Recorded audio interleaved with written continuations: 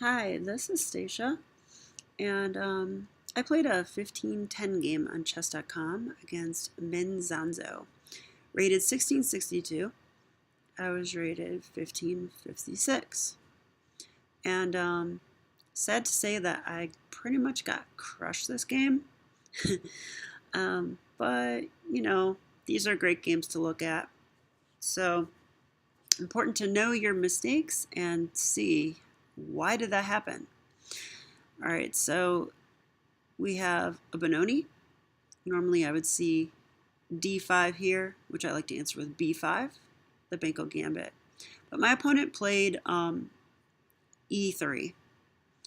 And it looks like a modest move, but I hate to see it because I'm not so familiar with the lines. I know that I like to take here. So this move is fine. C takes d4. And it looks like you're giving white a big center, but then you can just strike with d5 right away. Get our fair share of the center. And this actually transposes into a Caro-kann Panov-Botvinnik attack. So my understanding is this can be a bit tricky, and it is pretty attacking for white, that they generally get in the isolated queen-pawn position and very active pieces. All right, so here my opponent played knight c3, and this is the main line from here. And this is the last move of my preparation, is g6, and I really didn't know anything else. So I think it is true when I get caught in an opening that I don't know very well, I generally don't do as well, as you'll see. Okay, so now the main line from here is actually queen b3, putting pressure on the b pawn, but more importantly, threatening to take on d5. And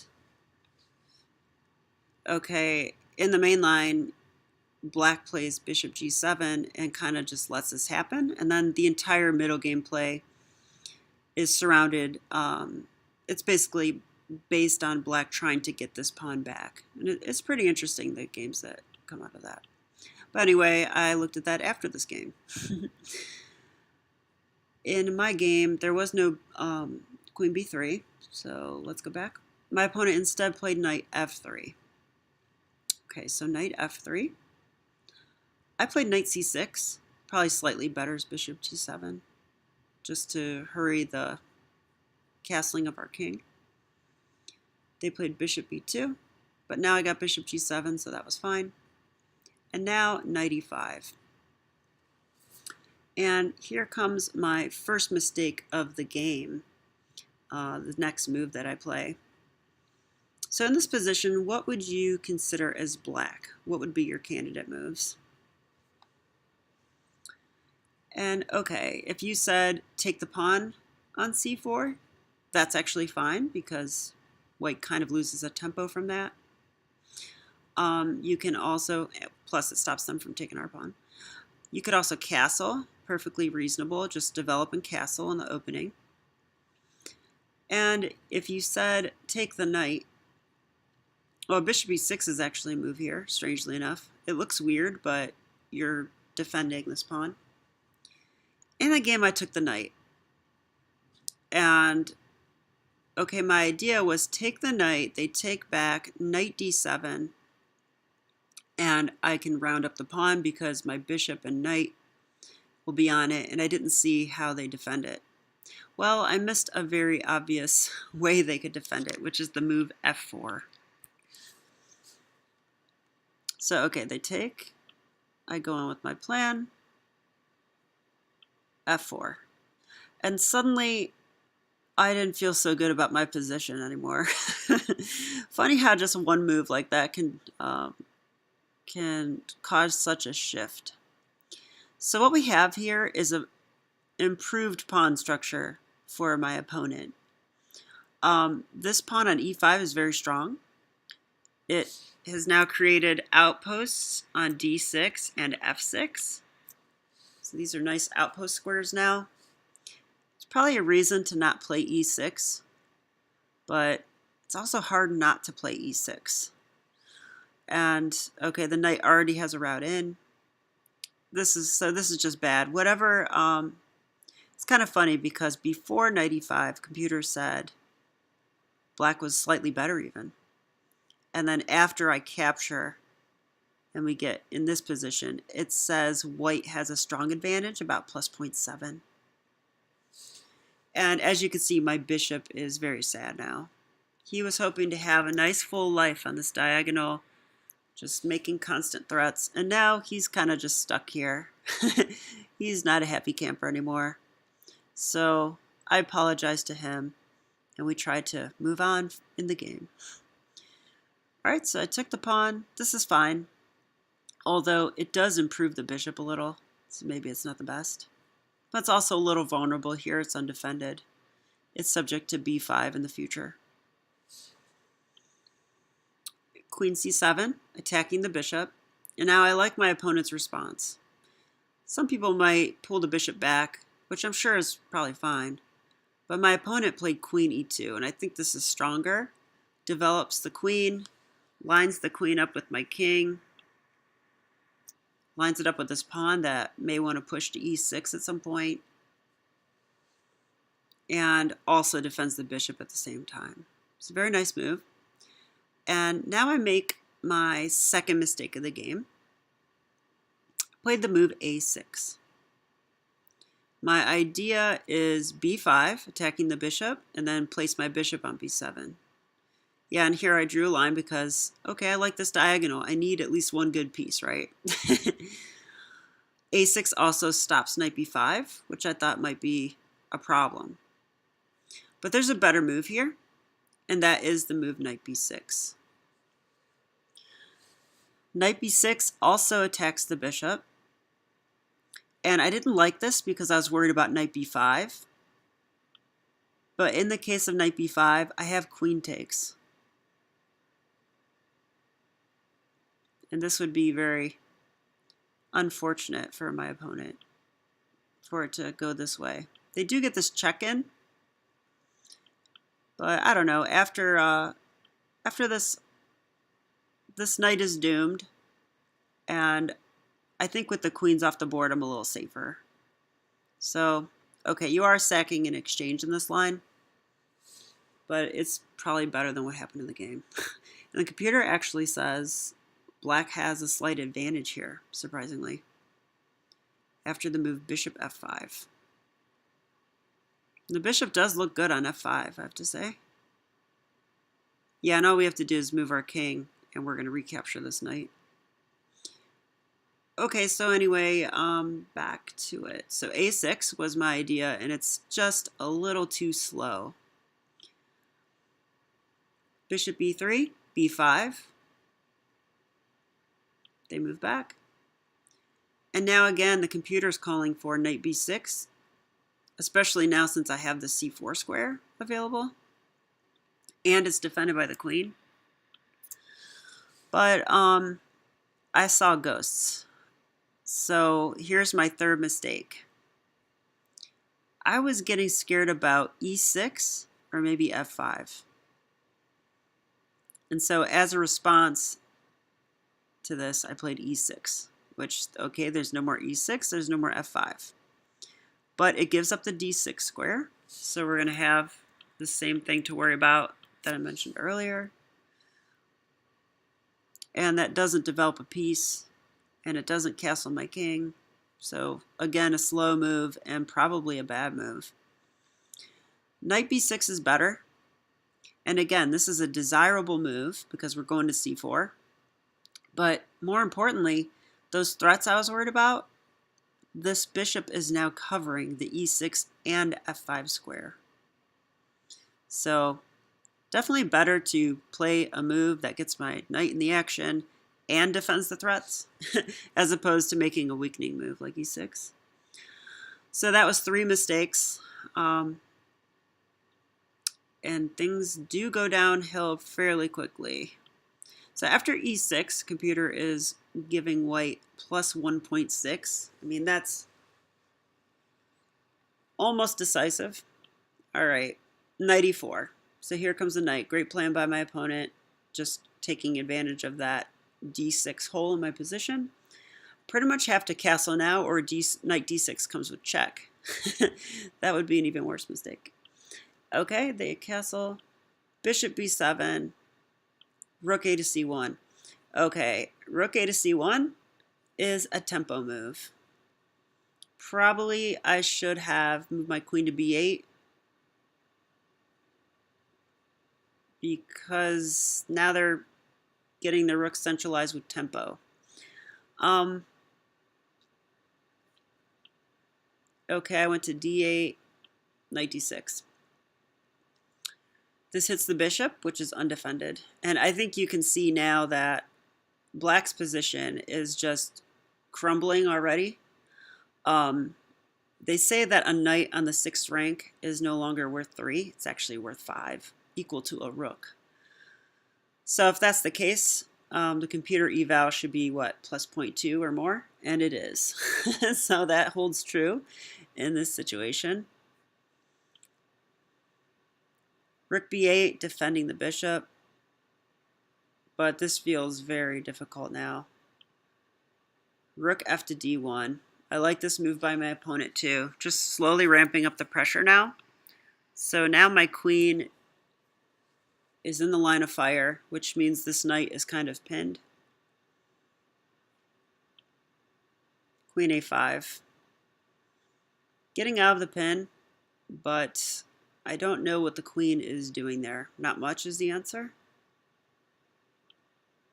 King h1 was played. It's funny. It's funny that my opponent has the time to play a slow move like King h1, but he certainly does. I'm just under so much pressure. The extra tempo does nothing for me. Yeah, and here the computer wants knight b6, and I did something desperate.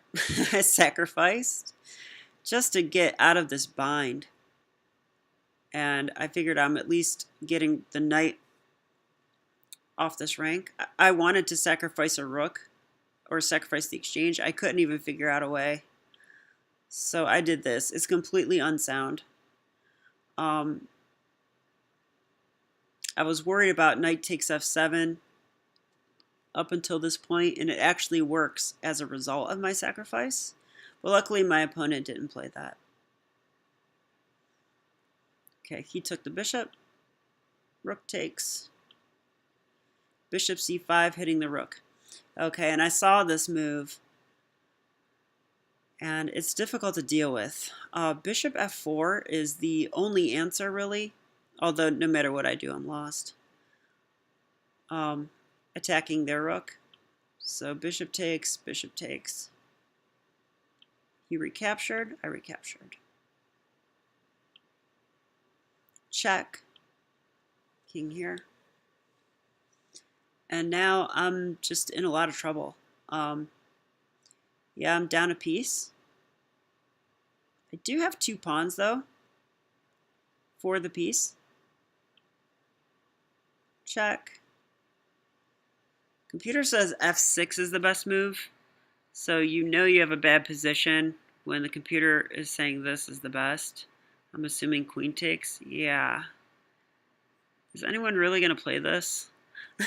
I don't know. It doesn't look good to me. Queen d2, I guess, is the move.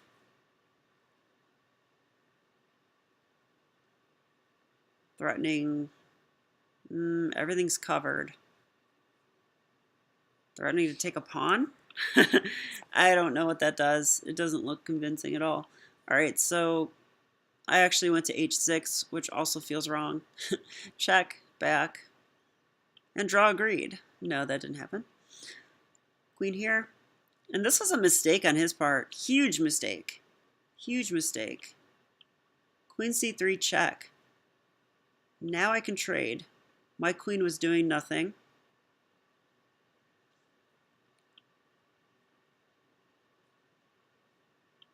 And let's see, what did he do here? Queen c3.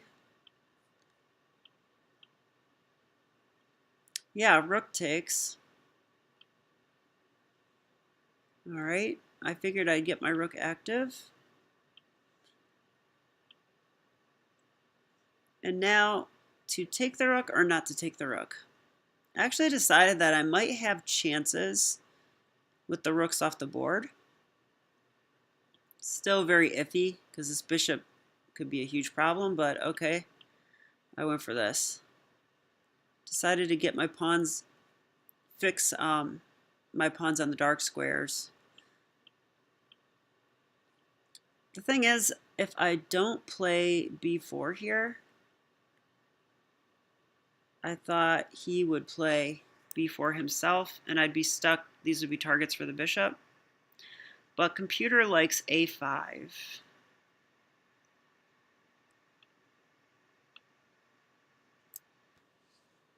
a5. Maybe that's the same idea. Stopping this. Okay. Get my king up. And I felt like I might have chances at this part of the game, so I'm just going to go through it quickly here to show the problem. So it seems like if I can get this pawn rolling, that maybe I have a chance until you check out the situation. So I need to get my pawn up to this square here and get my king up to support it. And if I can do this, I thought maybe I could do something. But the problem is that the bishop is very well placed on this square because it's covering all of the light squares I need to push through these two pawns. And I don't think there's any way to stop white from munching my queenside pawns. So I'm doing the best I can here, but yeah, this bishop is now even better placed here, preventing my king from getting in. This is all walled off. And also stopping every single pawn break. So I'm just lost here. What I need to play is this move, but it's not possible. So you would think I would resign, but I don't really resign. So, all right, I resigned here. So, okay, let's take another quick look and just look at the critical moments of this game. So, going to study this opening, Caro-kann Panov-Botnivvik attack. D5 is good. This is all good up until... Okay, that's good. Right here. Taking on E5. Bad mistake. Didn't see F4. So in the future, that will be something I watch for. Yeah, F4. Next mistake. A6, too slow. I should have played knight B6 and be looking at the C4 square.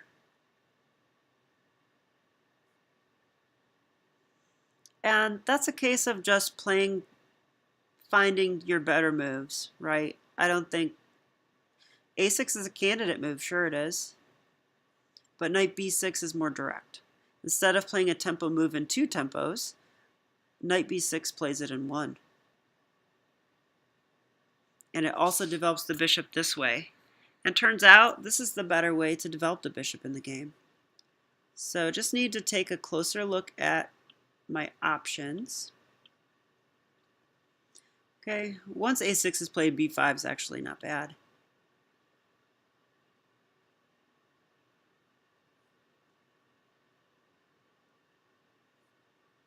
The computer's slowing down a little bit. Too many videos on my computer. Gonna need to clean that out a bit. Just turning off the engine. Okay. Next instructive moment, E6. E6. I was seeing ghosts. A much better way to defend against the breaks is knight B6. So, okay.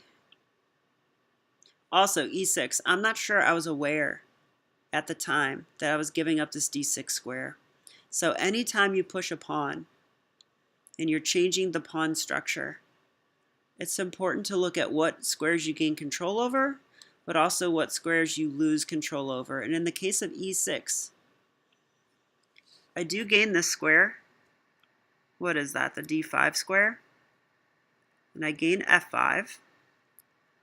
But no pieces, like my knight's not going to f5 anytime soon, right? No piece is going to f5, so that doesn't matter so much. And really, c4 is fine for my knight. So these don't matter so much, and then yet at the same time, d6 is a huge problem. So had I looked at this during the game, maybe I would have reconsidered e6. Not a smart move. And now I just get crushed. I mean, I don't know. Queen a5 isn't good, but what is good here? Yeah, and I sacrificed. This is completely wrong.